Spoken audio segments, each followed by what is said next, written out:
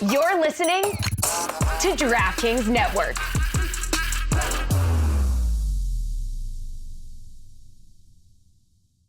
Exclusively on ESPN Plus, UFC 313, Saturday.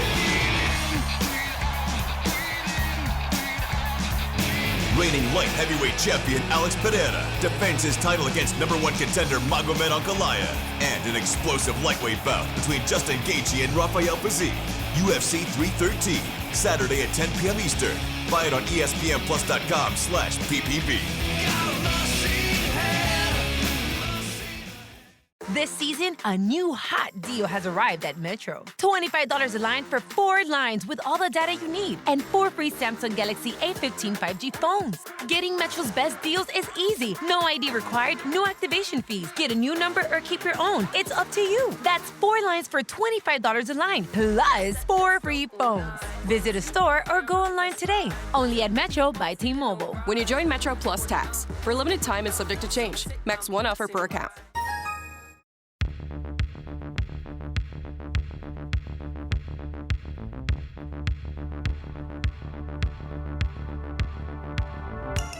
God bless football, Mikey A. God bless football, Fuentes. God bless football, Billy Gill. Thank you, Mike Fuentes. Guys, fans, audience, friends, today's episode of God Bless Football is presented by DraftKings. DraftKings, the crown is yours. I think I need to work on the God Bless Football at the beginning, because when I ask it or when I say it, it sounds like I'm asking a question. Like I'm kind of curious. Like, does God bless football? Like, I don't know. So I think I need to work on that. This is a new segment that we call Notes.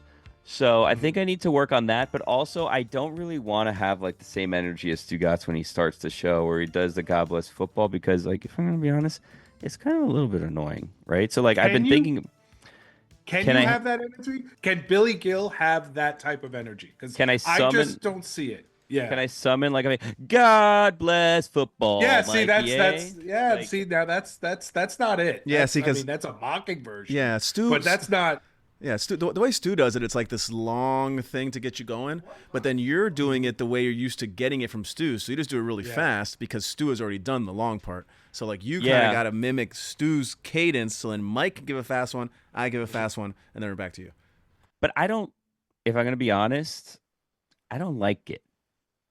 Okay. I don't like the start like that. I just like to start like a regular thing, like the God bless football. You know what I mean? It's like, it's fine, but like, I don't know. So if we're doing notes here, which it looks like we are, notes. It sounds to me like you shouldn't do it the way Stu does it, but you should do it differently than the way you are doing it. Okay. All right. Constructive criticism. I'll take it. Just, hey, don't do what Stugotz does because you're not capable of that. And also don't do what you're doing because it's terrible. So just be better all around. No one used the word terrible but you, but okay. It was implied, which is fine. Okay, here we are. First week of March, and our training camp has begun in terms of what we need to work on this offseason, how we're going to make this show better. And it's really just eliminating me. It sounds like I'll just get out of the way and we'll have a much better show moving forward. So we have more Mike Lees to get to later. I have a new game that I want to play at the end of this show, and I'll tell you the name of the game and see if you can figure out how this game works. The name of the game that we're going to be playing later in the show is Who's the Worst Coach to Be on a Plane With? And I'm not going to give you the details of how that game is going to work later on. You guys can see if you can figure it out, and maybe you play a game at home yourself and see if you can guess exactly what that segment is. But that's not going to be this segment. Next segment is more Mike Lee. I already teased that. And on the TV side, we're going to be hearing from our friend Matthew Berry. We sat down with him at the Super Bowl, and to be honest with you, we talked very little football with Matthew Berry. Yeah. We kind of got deep with him. We found out something about him that we didn't know. We found out a dream of his and just kind of sort of his finances, I guess, and what he's willing to pay for certain things that he likes. But before we get to all of that, it's time for our favorite segment that we do every single week, this first segment of the show. Say it with me, guys. Headlines. We do it every week, I guess. We do it every week right around this time. It's called Headlines. Who brings us headlines? Headlines. Who brings us headlines? Yeah. Does somebody bring us headlines? Headlines is brought to us by Smirnoff, presented by Smirnoff, I should say, the world's #1 vodka. Please drink responsibly. The Smirnoff Company, New York, New York. They actually didn't sponsor headlines. They sponsored another segment later on. But you know what? This week, headlines brought to you by Smirnoff. Now that we're taking notes and we're talking this through, I have a new name for this segment that I want to run by you guys. And I promise we'll get to headlines in just a second. Fuentes, I think that you might like this name. Mikey, I'm not sure if you'll like this. Sorry, Mike. That's my okay. mistake. Yeah. I'm Mikey. It's okay. I've accepted my fate. I'm like, What if we call this segment Headline Day? And we give you all the headlines because Stugotz during deadline day of basketball in the NFL, he'll do this whole deadline day thing. No? Okay, we'll move on. We won't do that. It's just going to be called Headlines then. Headlines presented by Smirnoff, the world's #1 vodka. Please drink responsibly. This is how it's going to work for those of you who are new to the program and haven't seen us play headlines every single week. I'm going to read you some headlines, and then we're going to get some thoughts. Okay? Does that work for you guys? Let's do it. All right. First headline. Max Crosby has signed an extension. So that has now taken Max Crosby out of the trade talks, and he will be returning to the Raiders next season. Guys, initial thoughts on Max Crosby, and also, what does this do for Myles Garrett? Well, Max Crosby, it's a ridiculous contract. Extension he got 3 years, $106.5 million. Highest paid non-quarterback in the NFL, at least for the week. Free agency starts next week, and then we'll see. I mean, he is their entire defense, and he's kind of their identity, but it doesn't really matter if you're not going to fix the Aiden O'Connell problem. I mean, what is having Max Crosby do for you if you can't do anything offensively? Are the Raiders going to be good? Like, what is the timeline on the Raiders getting good? Because they now have locked in Max Crosby, which is good, right? Like, and they've given him a ton of money. It's good in the sense that, like, okay, this is our guy. We're not going to let him go. We're going to build around him. But also, you're giving him a ton of money, which is taking away money that you could use to kind of better your team elsewhere. And to your point, like at the quarterback position, if you're giving him this money, are you planning on going younger at quarterback and not throwing a bajillion dollars at an established quarterback a la Matthew Stafford, who, by the way, also headline number 2, which I guess we'll get in here. Matthew Stafford staying put. He's not going to the Jets. He's not going anywhere else. But also, he's not going to the Raiders. So they still need a quarterback, which would have been a nice fit for the Raiders. Yeah, well, looking for a quarterback. Back to your thing. Now that we're thinking about a 3-year Max Crosby deal, I think you just kind of pointed out that they tipped their hand a little bit because they're picking 6. They'd have to trade up to get one of the top 2 quarterbacks in this draft. So do you think you're going to have enough to win something with Max Crosby plus unknown quarterback in the next 3 years? They have to be going for a veteran. I can't even name a receiver of theirs outside Jacoby Myers. I guess Brock Bowers. But is that going to be good enough in the next 3 years to win anything? It just seems like kind of stick around, Max, be our marketable player for the next few years. I don't know. I hate to point out the obvious here, but when we talk about an established veteran who's available, who are we talking about? Kirk Cousins, baby. Are we talking about okay, Kirk Cousins, who was so awful last year that he got benched for Michael Penix? How about Sam Darnold? Is that the established veteran we're talking about? Or are we going to do the obvious thing and connect the dots and bring Russell Wilson back to Pete Carroll and join them up in Vegas? And then you go, was Russell Wilson good, or was like the Steelers defense and Mike Tomlin finding a way to win ugly games the reason that they were good? They just seem to be in a pretty bad spot in terms of quarterbacks, right? Because we'd have to look at the cap, but like if you're giving Max Crosby this deal, you're not going to pay a quarterback $40 million, $50 million a year. So you're going to have to settle on a quarterback that's going to be okay, I guess, and then hope that you have a Sam Darnold year out of someone. But what weapons do the Raiders have? They don't have Justin Jefferson. Like, they don't have the same weapons as the Vikings. So Sam Darnold, even if you get actually Sam Darnold, not a Sam Darnold 2.0, which is a crazy sentence, but like if you get actual Sam Darnold, he won't be Sam Darnold in Las Vegas either. Let me ask you a question. Are the Raiders Are we spoiled with the way the quarterbacks have moved the last few years that the Raiders think it's going to happen again, only this year it's not? Like in the past few years, we saw Aaron Rodgers move teams. We saw Tom Brady move teams. We saw Matt Stafford move teams. We saw Russell Wilson move teams twice. We've seen all these guys that you're like, oh man, if we had that guy, we'd be good. And then I think it just kind of stopped this year. I don't think there's anybody coming this year that would make you go, all right, now we're over the hump. Oddly enough, Stafford seemed like he was going to be that guy for someone. And the Giants thought that they were going to get Matthew Stafford and they were going to have their quarterback solution. And now the Giants' plan seems to be, you know what? Aaron Rodgers sounds like Aaron Rodgers might work. We could try. We could try Aaron. What's the pitch there? You don't have to move. You don't have to hire a moving company. Is that the pitch?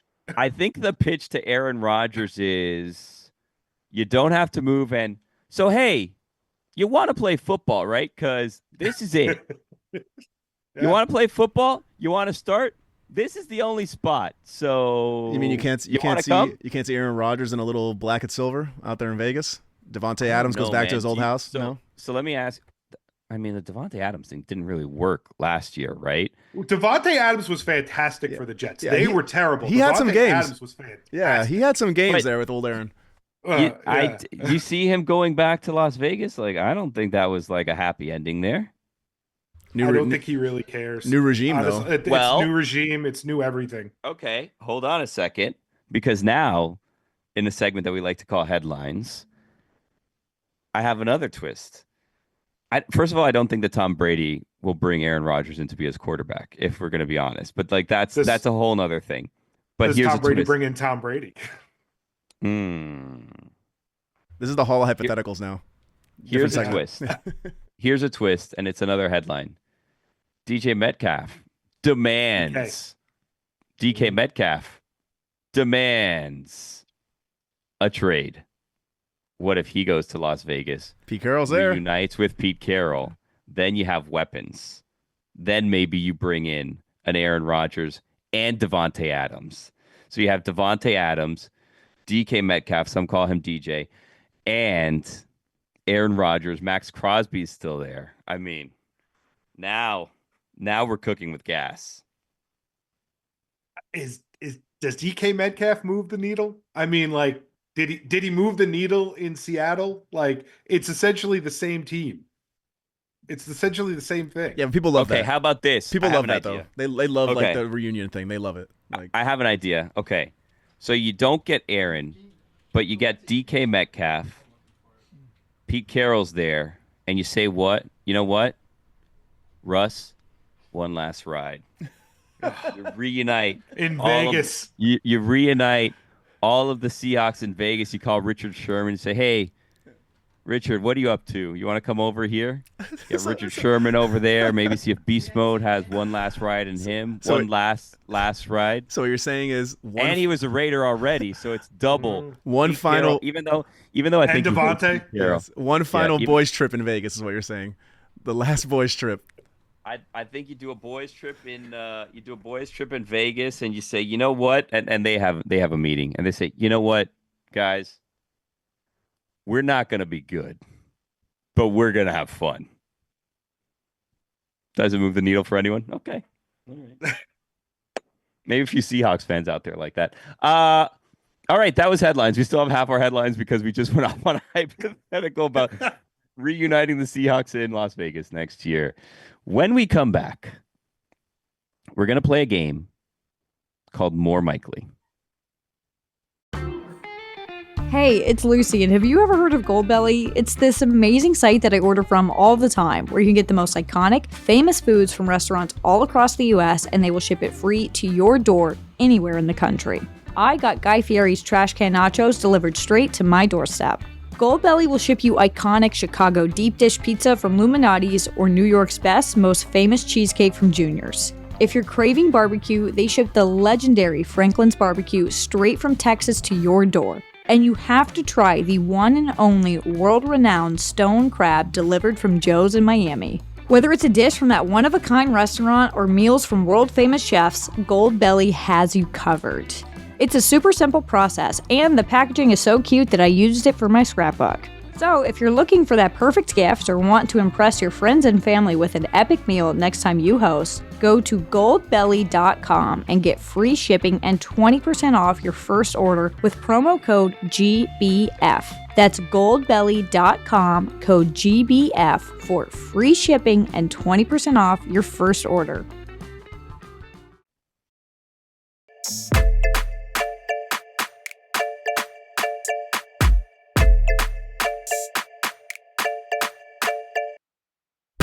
So, Mikey, we were supposed to play headlines last segment. That was supposed to be the end of headlines, but we went off on a hypothetical situation. So I have a lightning round of headlines here where I'll just read you the headlines, and then you can say yeah or like no.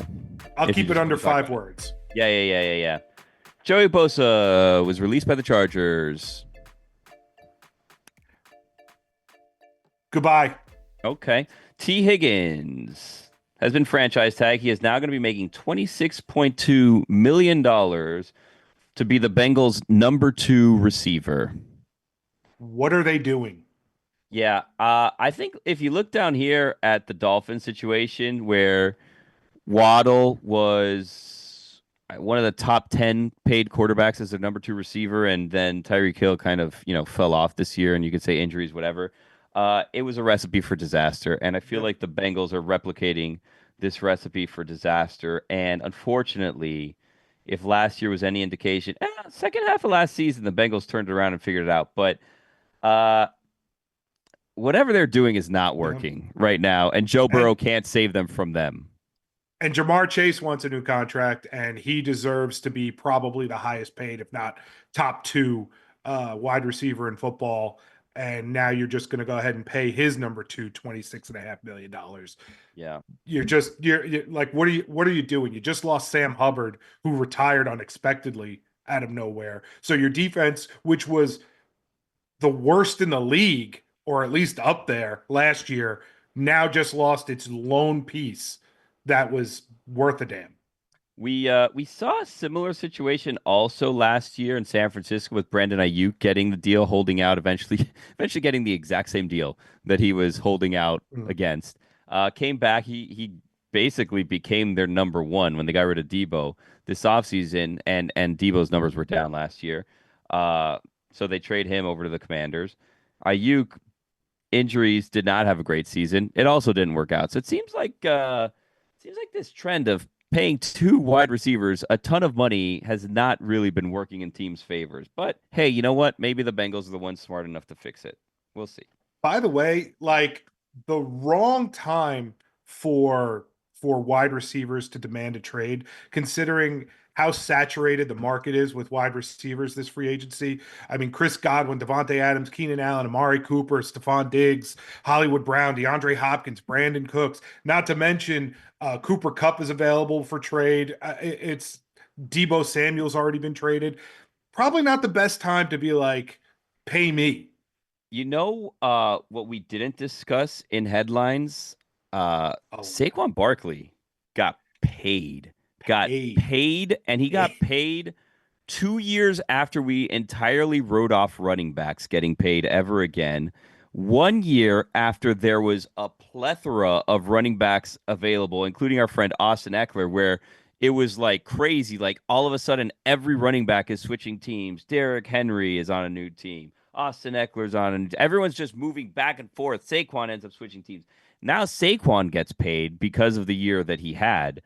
And it's going to be interesting to see if that kind of resets the running back market, and maybe all of the running backs were free agents a year too soon, but also it's Saquon Barkley, so probably not. I think it will help other running backs slightly, but we're not going to see another $20 million running back, I don't think, in the near future. Quick question. Why? Why did the Eagles do that? Like, you just signed him to a big deal. Dude. Like, why? What I don't get it. That was very much a Super Bowl high. You know what I mean? Like, Oh my sure, God. pay him. We did it. We couldn't do it before. We got him. Oh my God. He carried us. We won the Super Bowl because of him. Whatever he wants, just give it him. Like signing him. And then like 6 months from now, it's gonna be like, wait, we did what? Like we gave him what money?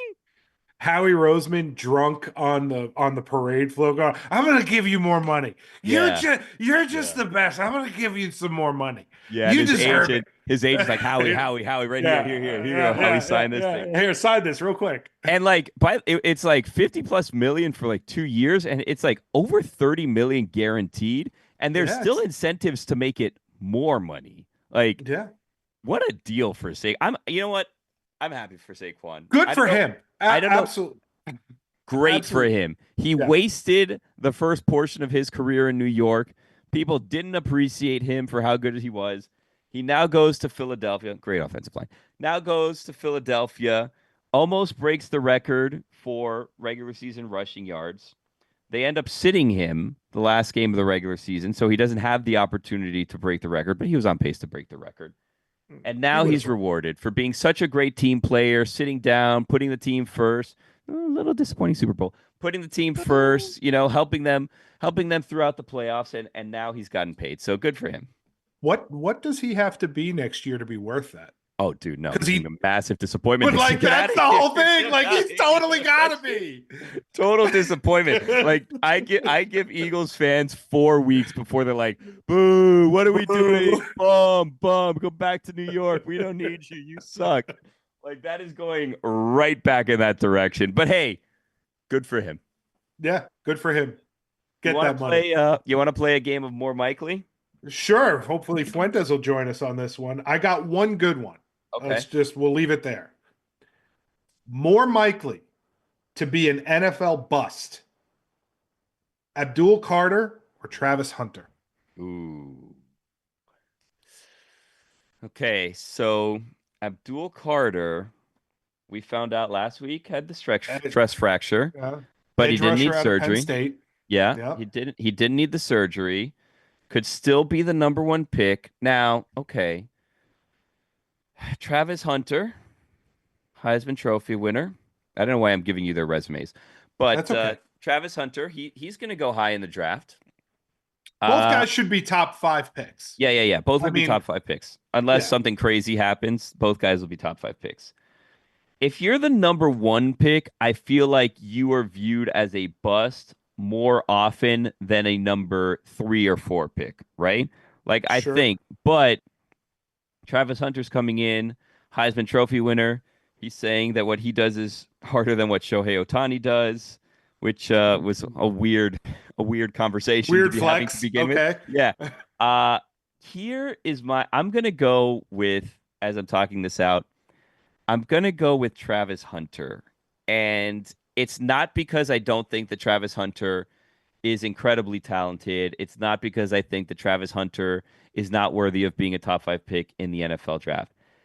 Travis Hunter, though, and this is like strange for someone in my position to be saying, Travis Hunter seems a bit small to me to be playing both sides of the ball in the NFL all the time. Like, I think that that's where the situation is where bust is a possibility, right? Where if you're hoping, or if you talk yourself into Travis Hunter is going to be in the NFL what he was in college, I think that that's not as likely.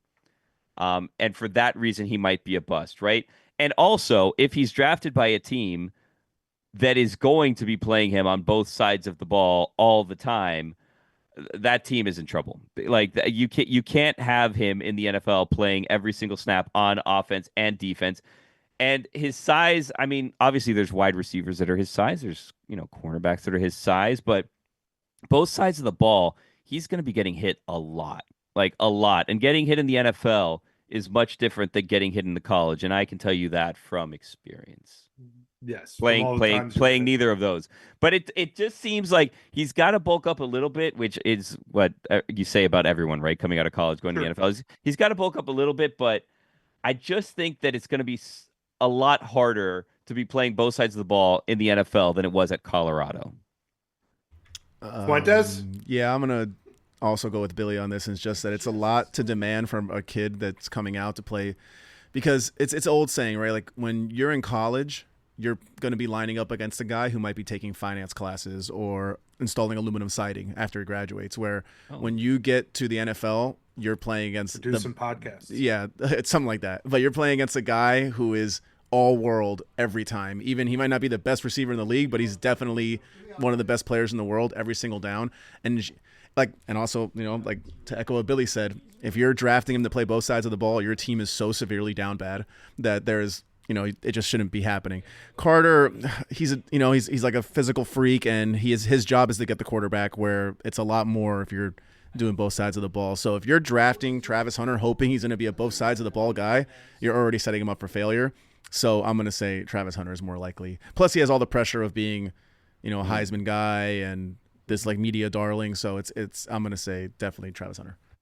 I would say Abdul Carter, you can line him up and say, go get the quarterback. Travis Hunter, I think a lot of it's going to depend on the coaching staff and how they want to use him. So I agree with you guys, because I think Travis Hunter could be a bust. Not his fault, though.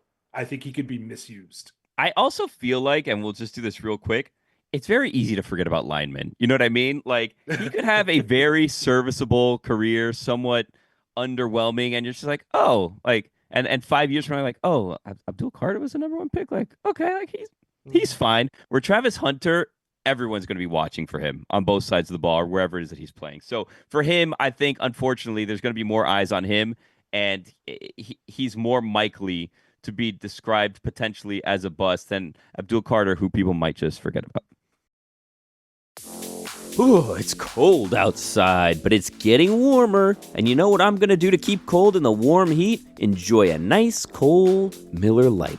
Winter weather, it's a great excuse to get your friends and family together, and now that it's going away, you're thinking, oh, I'm going to have to push my friends and family apart. No, bring them together with Miller Lite. From basketball and hockey to game night, winter means more moments with the coolest people in your life. Make these moments even better with Miller Lite, the great tasting light beer for people who love beer. Now's a perfect time for friends, family, and a great tasting light beer. Tastes like Miller time. You know what? I want to toast to hockey, to hoops, to my friends, to my family. And you know what? I'm going to toast this Miller Lite to Miller Lite, because it's the taste you can depend on. No games, no gimmicks, just a great beer for people who like beer. And Miller Lite's brewed for taste. It hits different than other light beers. Miller Lite, great taste, 96 calories. Go to MillerLite.com/GBF to find delivery options near you. Or you can pick up some Miller Lite pretty much anywhere they sell beer. Tastes like Miller time. Celebrate responsibly. Miller Brewing Company, Milwaukee, Wisconsin. 96 calories and 3.2 carbs per 12 ounces.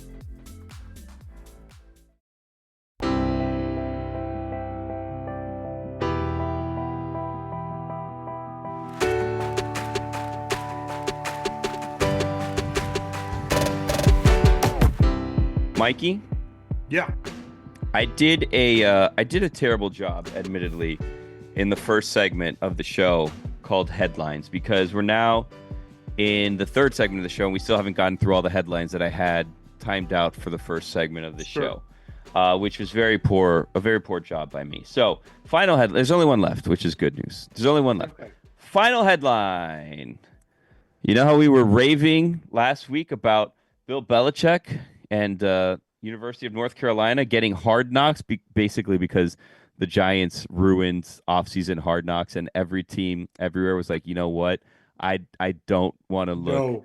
I don't want to look as bad as the Giants, and I don't. Poor Stugotz's friend Joe Shane. I never want to be Joe Shane. I never want to have a situation where my teenage son is telling me, you know what you should do? You should pick the best player, and then I'm like, well, maybe not though. Maybe not. Even though we can't actually get him, maybe let's not take the best player there. Being a GM is all about making very hard decisions. And when they don't work out, it makes you look so bad. And Joe Shane couldn't have made worse decisions last offseason, at least by the optics of it. And why would anyone sign up for that? Why would anyone be like, hey, why don't you film me when I take the most beloved guy on our team and tell him he's not worth the money? Yeah. I mean, which do you think was worse? the Jaden or the Saquon? It was Saquon, right? Because It was Jaden, easily Saquon because they didn't have they didn't they have a couldn't get chance to Jaden. draft Jaden. Yeah. They Unless wanted they to. traded up. They Yeah. called. They tried to, but like it made it sound like they didn't try very hard. Yeah. And his whole thing, we're gonna rely on Daniel Jones. Like it's gonna be Daniel Jones's year, only to just like mid-season cut him. They didn't even trade him. They cut him. Yeah. Like every decision you made looked terrible, and we all got to see you make those decisions. Well, okay, so I didn't even finish the headline. So the headline was, because of that, no team in the NFL wanted to do this. So you know who's Sure. coming in? Big Bill Belichick and the North Carolina Tar Heels. The flavor of the week. Now we all want to be Tar Heels fans. We want Bill Belichick to succeed and all that. And then, like a day later, it's like, you know what? Never mind. They're not doing it either because we couldn't reach a deal. So we're not even going to get Bill Belichick on Hard Knocks. So now Hard Knocks, which, by the way, if we're going to be honest, too much Hard Knocks. Like too much Hard Knocks. Hard Knocks in training camp, I thought was fine. Regular Hard Knocks, perfectly fine. In season Hard Knocks, there we started kind of like, I don't know about this situation. If your team was on, look, the Dolphins were on it like 2 years ago. I'm still telling myself, well, I have 2 episodes left. I'm going to get back. I'm going to finish it. I know exactly how that season ended. I don't need to get back to that. I don't need to watch the last two episodes. I know exactly how it's going to go. Didn't even finish it when it was my own team. The off season, where it's like, let's follow around the decision makers and just have cameras in their office while they're sitting there talking on the phone, looking at spreadsheets. Like, I don't know about this. I couldn't disagree with you more. Really? Now, I agree with you on in-season Hard Knocks. In-season Hard Knocks is the one that's got to go. That's the one that does absolutely nothing for me. Yeah. I already know how this whole thing plays out. There's no immediacy to it. Whereas during training camp, they play on during the week, and then the following Tuesday you get to see leading up to that week. So it's like, okay, I'm in. And the off-season one, because of how bad it went for the Giants, is like must watch to me. Yeah, like to see how Joe Shane convinced himself to get rid of Saquon, only to then watch Saquon sign with Philly. That's poetry. That's what I want to watch. I mean, yeah, but you're watching for a train wreck. Like, you want it to be really bad. Yes. Yeah. Well, I mean, so regular Hard Knocks is cool because regular Hard Knocks, most of like you're getting to know Hard Knocks. Regular Hard Knocks kicks the crap out of new regular Hard Knocks. Well, because you're like, you follow stars ish that you wouldn't have access to, but also like you're getting the stories of like the fringe players that are just fighting to make the team, and you're like rooting for these players, and then you have like an interest in these players, like, oh my god, I hope this guy makes it. And then also like sneaky, like Darren Waller on my fantasy team every year, like, well, for like 2 or 3 years was on my fantasy team because of Hard Knocks. I'm like, you know what round is it? Like 10th round here. Waller's still there. Let's roll the dice on him. I liked him on Hard Knocks. Yeah, but see, that's the problem. Old Hard Knocks, I mean, the name of the show was Hard Knocks because it was guys going to training camp trying to fight for a roster spot. Then they, at some point around the Jets and Dolphins years, they started transitioning from those fringe guys to the stars. And you know what? Training camp ain't that hard for the stars. It's not, I mean, listen, I'm sure it's still a grind, and I certainly couldn't do it, but it's not like trying to make the team.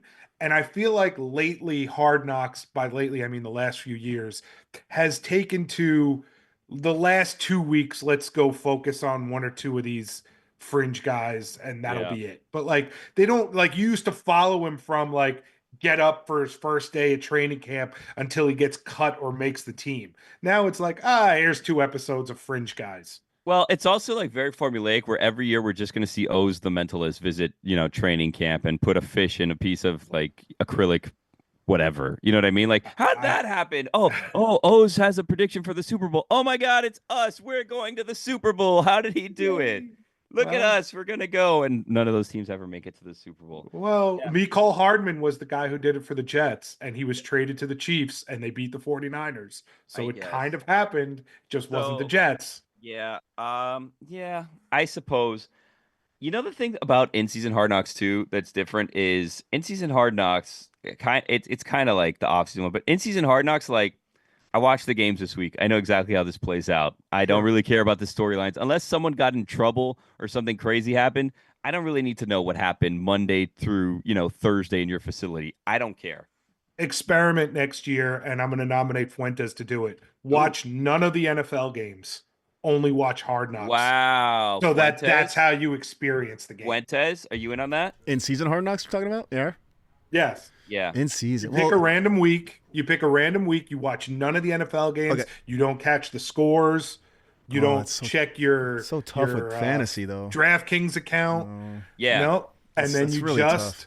watch Hard Knocks. You can make and I fantasy. bet you're on the edge of your seat. No, you can make fantasy moves, but based solely on Hard Knocks. I know, but it's just so tough to like not check fantasy scores. It would take a lot of willpower, but No. I think Fantasy's fine. You could do fantasy. Well, you no, do but fantasy. the fantasy app's going to tell you the score of the game. You're going to have at least a feeling. Well, I could probably do it 1 week, but is it confirmed they're going to do it like they did this week, where it's all like a division?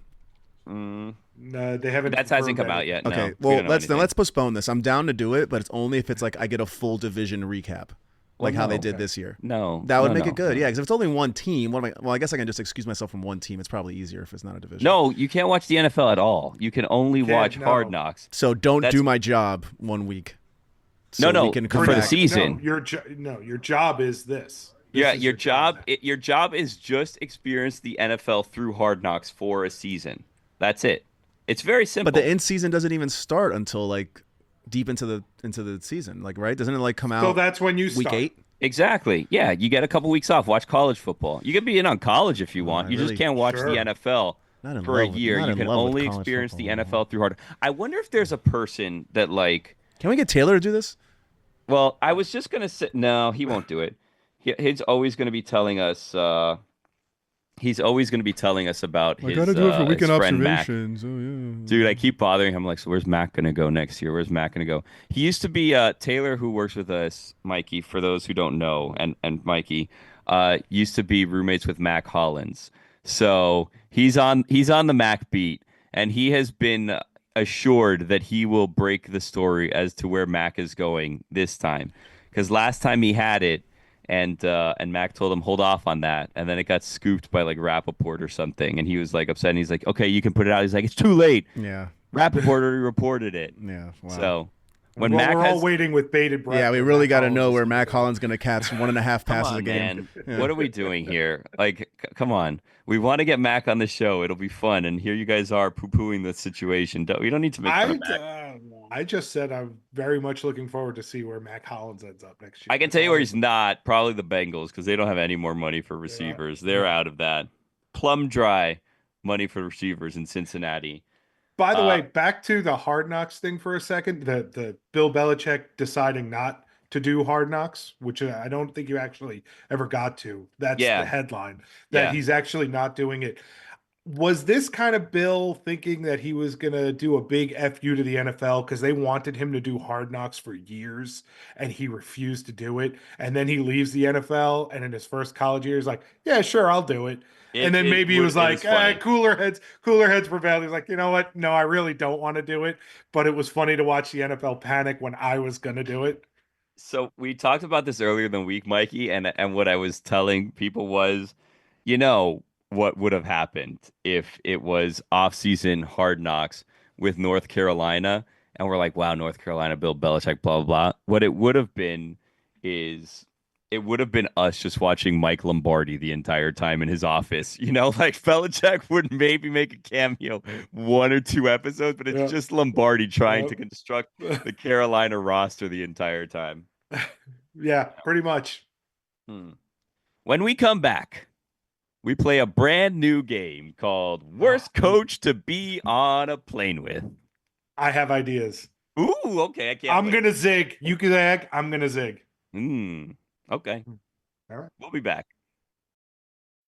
Who's scoring big this NBA season? You are, with all the new ways to get in on the action at DraftKings Sportsbook, an official sports betting partner of the NBA. From monster slams to dishing the rock to clean the glass, get behind your favorite players and the prop bets you can make on DraftKings, the home of NBA player props. New DraftKings customers bet just $5 to get $150 in bonus bets instantly. Take it to the rack with DraftKings Sportsbook. Every point counts. Download the DraftKings Sportsbook app now and use code BLESS. That's code BLESS, BLESS, for new customers to get $150 in bonus bets when you bet just $5. That's only on DraftKings. The crown is yours. Gambling problem? Call 1-800-GAMBLER. In New York, call 877-8-HOPE-NY or text HOPE-NY 467-369. In Connecticut, help is available for problem gambling. Call 888-789-7777 or visit ccpg.org. Please play responsibly. On behalf of Boot Hill Casino and Resort in Kansas, 21 and over, age and eligibility varies by jurisdiction. Void in Ontario. Bonus bets expire 168 hours after issuance. For additional terms and responsible gaming resources, see dkng.co/audio.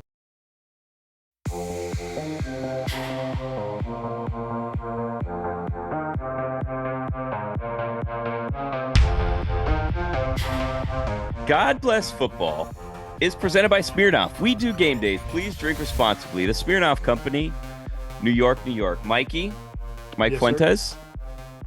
Yeah. We promised it earlier, so we have to get to it just because we promised it. And I feel like we were coming out of a good thing. We had some fun, and I have a fun game here that I want to play. It's called Worst Coach to Be on a Plane With. Okay, and this is how it works. We're going to go around the room, and we're each going to say the worst coach to be on a plane with. And you're wondering, why are we doing this? It's because I saw on the internet, which will be a new segment that we play another week. I saw on the internet a photo of Pete Carroll standing in the aisle of an airplane. And the person that took the photo of Pete Carroll said, Pete Carroll has been standing in first class in the aisle of this airplane almost the entire flight. It was well over an hour that he was standing there, and he was just talking to other coaches while on the flight. And they were talking strategy and what they were going to be doing, which seems very unwise to be doing that out in the open publicly. The person then also said, I think the Raiders are going to trade for Geno Smith, which I don't know if that was real or not, or if they were just adding that on there. But it was a photo of Pete Carroll standing in an aisle. I don't know, because it wasn't a video, if he was standing an entire flight and if he was talking to coaches or not. But I saw it on the internet, so I choose to believe that it is true. So that has now spawned this new game called Worst Coach to Be on a Plane With. Now, here's the question that I want to ask of you guys, even though I've created this game. Is this the worst coach to be on a plane with, or the worst coach to be sitting next to? Because I feel like those are different things. The name I came up with will fit both categories. Okay. Well, so we'll start with you. Who's the worst coach? So when we were discussing this, it was brought to my attention what you should do is you just pick the big guys, because you don't want to sit next to the big guy because then he's in your space and all that. But listen, I am a big guy. I'm going to be in your space. You're going to be in mine. We're just going to have a non-verbal contract. When you sit down on the plane, this is what's happening. Yeah. So I'm going a different route. Nick Sirianni. Okay. Because I have a feeling that Nick Sirianni is the guy that's going to complain to the stewardess about everything, the guy that's going to lean his seat all the way back when you don't, when you're not supposed to, the guy when they say turn off your phones is going to be like, why do I have to turn off my phone? You think my phone is going to interfere with the plane? He's just going to be a jerk. So I'm going to go Nick Sirianni. So does Nick Sirianni strike you as the only person that uses like the service button up top, calling the attendant over? He just yells. He doesn't even hit the button. Okay. He just goes, hey, another one here. Okay. I can kind of see that. So is then your strategy to pick like the smallest coach? Because then is Mike McDaniel a good person to sit next to on the plane? Because he seemingly is the opposite of pick the biggest coach. Like, let's pick the smallest coach, Mike McDaniel. Like, is he then a good option? Yeah, Mike McDaniel. Sure, he looks like, he's an interesting guy. We could have a little taxiing conversation. Oh, you headed home? You're headed. Okay, and you can have that conversation. And then I think like Mike McDaniel will put on his headphones, and we won't talk the rest of the flight, and I'm okay with that. Okay, Fuentes, do you agree Mike McDaniel is a good option? Definitely because of his size. I'm a little worried that he might talk too much, because when you see some of his press conferences, a little bit of a rambler. Yeah. And if anybody knows ramblers, especially on microphones, it's me. So it's he might talk too much, But if you get him on a day where he kind of just wants to relax, then I'm on Mikey's side with this. He'll just throw on his super expensive headphones and listen to whatever. What's he watching?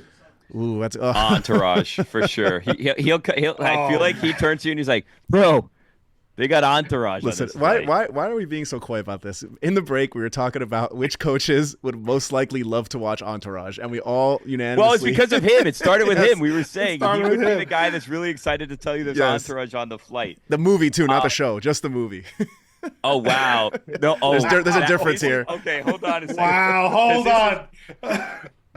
I like this because he's a coach, so he's obviously not always up to date on what is the newest of things, right? I can imagine a conversation now with Mike McDaniel where he turns to you, he's like, dude, they got an Entourage, and then he looks, he goes, episodes, like, did you know this was a show? They made a show out of the movie? Like, yeah, Mike, like that was a show for like 10 years before they made it a movie.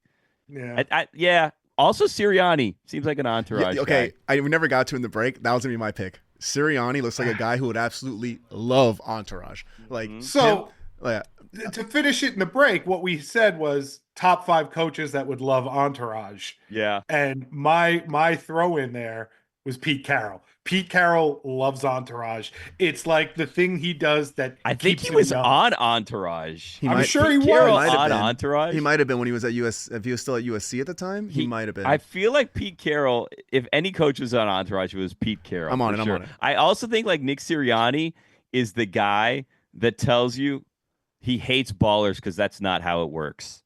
Like he's always like that's. Pete I like Carroll the got idea. I like the idea, not how it works. That's not how it works in the NFL. Pete Carroll got the contract from the Raiders and yelled victory like Johnny Drama. Like that happened. I could see that. So back to worst coaches on an airplane. The thing with Mike McDaniel that might make him not a good option is I feel like he also always wants to be the funny guy. You know what I mean? Like if he is, I could see him being the expensive headphones, hoodie on, keeping to himself. But like if he is interacting, he's the guy that wants to get the laughs, right? Yeah, if he heard me and you having a conversation across the aisle and one of us was he'd be like, no, I'm going to go ahead and I'm going to take this over.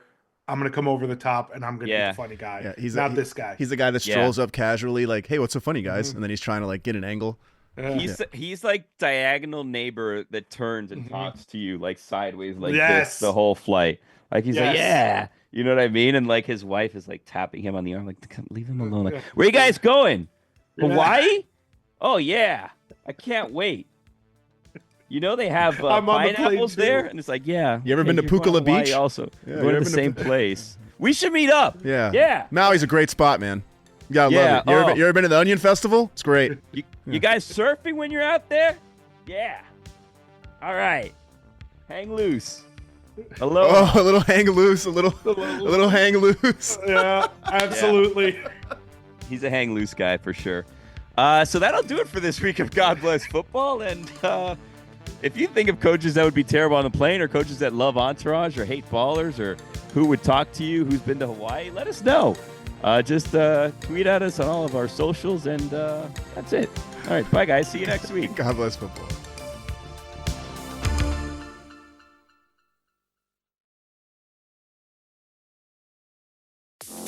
Ooh, it's cold outside, but it's getting warmer. And you know what I'm going to do to keep cold in the warm heat? Enjoy a nice, cold Miller Lite. Winter weather, it's a great excuse to get your friends and family together, and now that it's going away, you're thinking, oh, I'm going to have to push my friends and family apart. No, bring them together with Miller Lite. From basketball and hockey to game night, winter means more moments with the coolest people in your life. Make these moments even better with Miller Lite, the great tasting light beer for people who love beer. Now's a perfect time for friends, family, and a great tasting light beer. Tastes like Miller time. You know what? I want to toast to hockey, to hoops, to my friends, to my family. And you know what? I'm going to toast this Miller Lite to Miller Lite, because it's the taste you can depend on. No games, no gimmicks, just a great beer for people who like beer. And Miller Lite's brewed for taste. It hits different than other light beers. Miller Lite, great taste, 96 calories. Go to MillerLite.com/GBF to find delivery options near you. Or you can pick up some Miller Lite pretty much anywhere they sell beer.